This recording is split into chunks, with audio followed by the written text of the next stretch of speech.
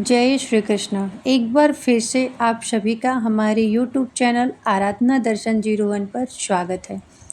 क्या आप जानते हैं कि पुरुषोत्तम मास के दूसरे अध्याय को सिर्फ सुनने मात्र से इंसान के कई जन्मों के पाप नष्ट हो जाते हैं।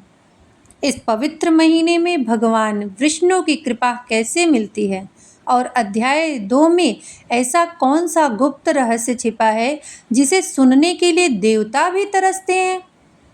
आज इस वीडियो में हम वही पावन कथा सुनेंगे।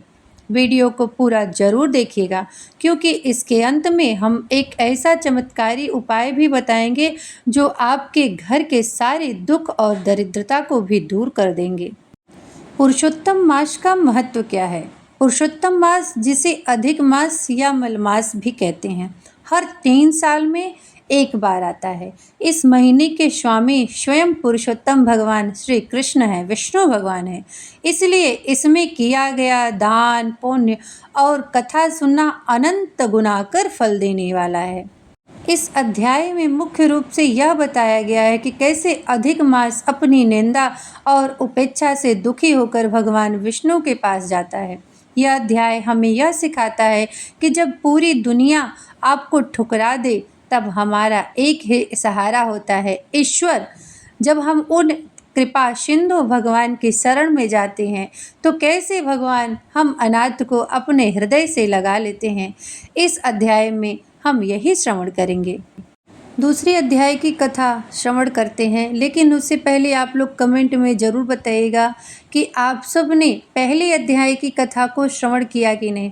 इस महीने में कथा के अध्ययन का बहुत पुण्य है। दूसरे अध्याय की कथा को प्रारंभ करते हैं। सूत जी बोले कि हे मुनियों, जब राजा परीक्षित गंगा तट पर पहुँचे तब भगवान शुकदेव जी ने उन्हें श्रीमद् भागवत कथा की अमृतमयी कथा सुनाई। उस कथा को सुनकर राजा परीक्षित को मोक्ष प्राप्त हुआ। उस दिव्य दृश्य को देखकर और वहाँ के पुण्य वातावरण का अनुभव करके मैं आप सबके यज्ञ का दर्शन करने आया हूँ। आप जैसे ब्राह्मणों को देखकर मैं स्वयं को धन्य मानता हूँ। ऋषियों ने कहा कि हे सूत जी, आपने जो भगवान व्यास जी के मुख से सुना है वह अत्यंत अद्भुत और दुर्लभ है। कृपा करके हमें भी कथा सुनाइए, जो जीवन का सार हो, जो मन को शांति दे और जो अमृत से भी बढ़कर हितकारी हो। सूत जी विनम्रता से बोलते हैं कि मैं साधारण हूँ, परंतु आप महान ऋषि मुझसे प्रश्न कर रहे हैं। यह मेरा सौभाग्य है। जो कुछ मैंने अपने गुरु व्यास जी से सुना है वही मैं आपको सुनाता हूँ। इसके बाद सूत जी ने एक पुरातन प्रसंग सुनाया। उन्होंने बताया कि एक बार देवर्षि नारद बद्रीनाथ के समीप स्थिर नर नारायण के आश्रम में पहुँचे। वह आश्रम अत्यंत पवित्र और दिव्य था। वहाँ अनेक तपस्वी, सिद्ध और देवता निवास करते थे। चारों ओर हरियाली, फूल के लदे वृक्ष और पवित्र गंगा व अलकनंदा की धारा उस स्थान को और भी सुंदर बना रही थी। नारद मुनि ने वहां पहुंचकर भगवान नारायण को साष्टांग प्रणाम किया। भगवान नारायण गहन तप में लीन थे। उनके तेज से समस्त वातावरण प्रकाशित हो रहा था। उन्हें देखकर नारद जी ने अत्यंत श्रद्धा और प्रेम के साथ में उनकी स्तुति की। नारद जी बोले कि हे देवों के देव, हे जगन्नाथ, आप कृपा के सागर हैं। आपका तप संपूर्ण प्राणियों के कल्याण के लिए, कलयुग में जीवन अज्ञान विषयों में फंसे हुए जीव ऐसे समय में उनके उद्धार के लिए कोई सरल और प्रभावी उपाय बताइए, जिससे कि उनका कल्याण हो और उन्हें मोक्ष प्राप्त हो सके। मैं भी आपके मुख से वही ज्ञान सुनना चाहता हूँ। नारद जी के मधुर और करुणामय वचनों को सुनकर भगवान नारायण बहुत प्रसन्न हुए और बोले कि हे नारद मुनि, तुम भगवान की महिमा को जानते हो, फिर भी लोक कल्याण के लिए पूछ रहे हो। यह बहुत उत्तम है। मैं तुम्हें एक अत्यंत पुण्यदायक रहस्य बताता हूँ। यह पुरुषोत्तम मास का महात्म्य है। भगवान नारायण ने कहा कि यह पुरुषोत्तम मास अत्यंत पवित्र है। इसके स्वामी स्वयं भगवान पुरुषोत्तम विष्णु हैं। इस मास में जो भी भक्त श्रद्धा से व्रत जप दान तप पूजा करता है उस पर भगवान अत्यंत प्रसन्न होते हैं और उसे सभी कष्टों से मुक्त कर देते हैं। नारद जी ने पुनः प्रश्न किया कि हे प्रभु, अन्य महीनों के देवता तो मैंने सुना है, परंतु पुरुषोत्तम मास का रहस्य क्या है? इसमें क्या करना चाहिए? कौन से नियम अपनाने चाहिए? जिससे क्या फल मिलता है? कृपा करके विस्तार से बताइए। नारद जी ने आगे कहा कि हे प्रभु, इस संसार में अनेक लोग दुखी हैं। कोई दरिद्र है, कोई रोगी है, कोई संतानहीन है, कोई दुख और शोक से पीड़ित है। ऐसे सभी लोगों के कष्ट दूर करने वाला उपाय हमें बताइए। सूत जी कहते हैं कि नारद जी के इन करुणा से भरे वचनों को सुनकर भगवान नारायण गंभीर और शांत स्वभाव में आगे कथा कहने लगे, जिससे समस्त संसार का कल्याण हो सके।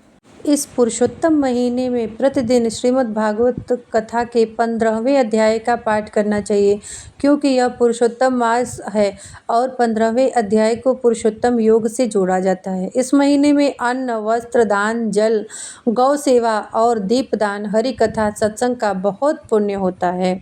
इस महीने में हम जितना अधिक से अधिक दीप दान करते हैं, उससे अधिक हमें लक्ष्मी जी की प्राप्ति होती है।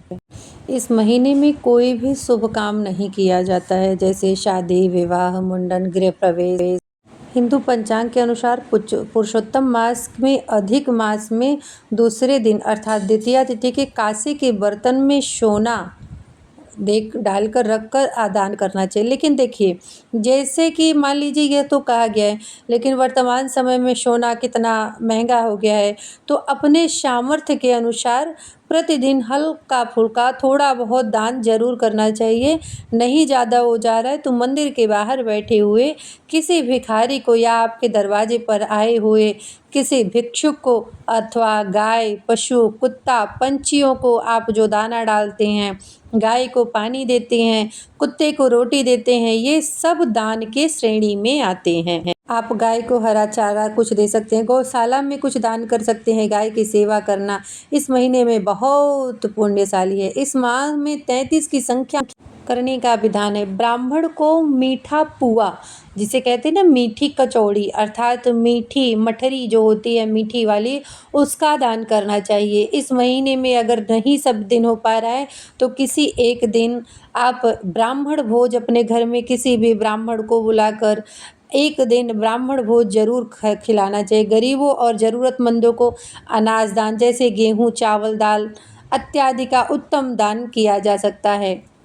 इस महीना यही एक ऐसा महीना है जिसमें बैगन खाने का बहुत फल है। हाँ, इस महीने में बैगन का ज़रूर खाना चाहिए, ककड़ी खाना चाहिए। अगर संभव हो सके तो लहसुन प्याज का त्याग करें, नहीं तो कोई ज़रूरी नहीं है।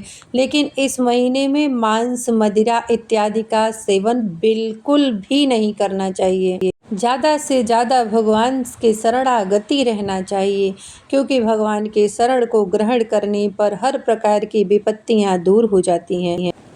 कन्यादान नहीं करना चाहिए, गृह प्रवेश नहीं करना चाहिए, कोई भी शुभ कार्य इस महीने में नहीं करना चाहिए। अगर आपको यह कथा अच्छी लगती हो तो आप प्रतिदिन हमसे जुड़ सकते हैं कथा में। अगर वीडियो अच्छा लगा हो तो कमेंट बॉक्स में जय श्री कृष्णा, ओम नमो नारायण ज़रूर लिखें। इस पवित्र महीने में आपको दूसरों को भी पुण्य कमाने का मौका दें। इस वीडियो को अपने परिवार दोस्तों के साथ शेयर जरूर करें।